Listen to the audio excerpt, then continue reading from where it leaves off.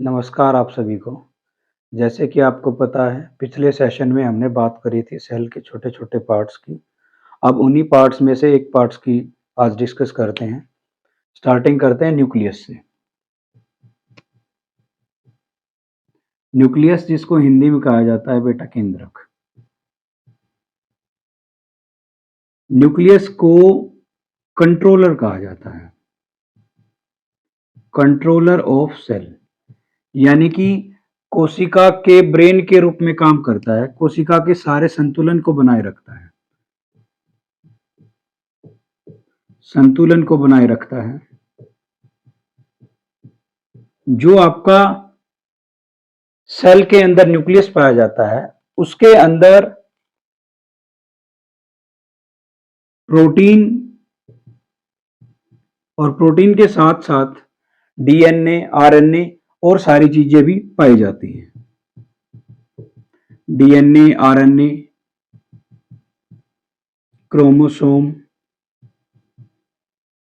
ये सारी चीजें आपके न्यूक्लियस के अंदर पाई जाती हैं।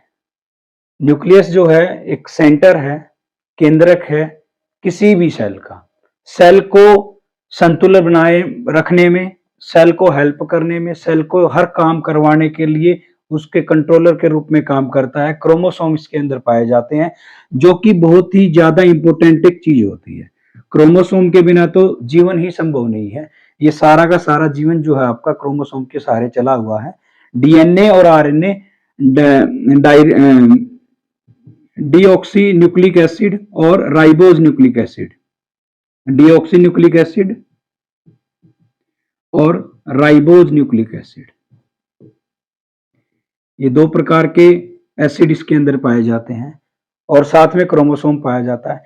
80% ऑफ प्रोटीन होता है न्यूक्लियस के अंदर। आपका 80% ऑफ प्रोटीन होता है और बाकी का जो 20% है उसके अंदर डीएनए, आरएनए और क्रोमोसोम पाए जाते हैं।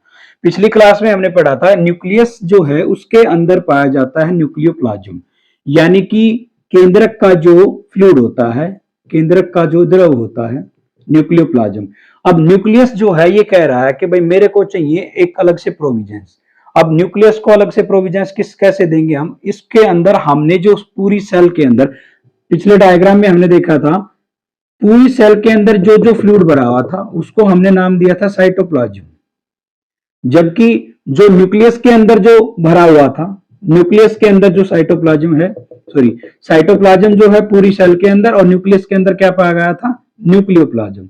न्यूक्लियोप्लाज्म जो है बहुत ही ज्यादा इंपॉर्टेंट होता है बिकॉज न्यूक्लियस जो है अपना खुद का अलग से प्रोविजंस रखता है और इसके पास अपना खुद का प्लाज्म होता है और ये सेल से बिल्कुल अलग होता है।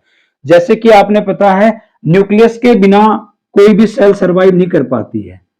सेल को सरवाइव करने के लिए, सेल के ब्रेन के लिए, जैसे हम अपने ब्रेन के बिना सरवाइव नहीं कर पाते हैं, वैसे ही कोई भी सेल जो होती है वो न्यूक्लियस के बिना सरवाइव नहीं कर पाती है। और इसकी खोज जो है वो करी थी रॉबर्ट ब्राउन ने।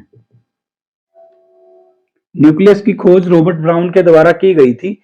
उसके बाद आगे चलते हैं, सेकंड जो चीज होगी हमारी लाइसोसोम। लाइसोसोम जो होता है इसके पास पाया जाता है हाइड्रोलाइटिक एंजाइम। पहले एक बात को क्लियर कर लीजिए, सेल के सभी पार्ट्स को काम करने के लिए ऑर्डर देता है आपका न्यूक्लियस, और सबके सब काम को करवाने के लिए न्यूक्लियस के पास कंट्रोल होता है। और न्यूक्लियस जो होता है ये कंट्रोलर के रूप में काम करेगा, और न्यूक्लियस के ऊपर भी बैठा होता है लाइसोसोम।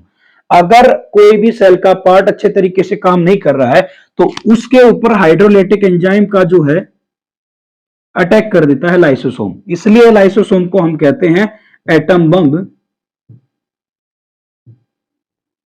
या आप इसको कह सकते हैं suicide bag of cell. Suicide bag of cell Hindi वाले समझेंगे।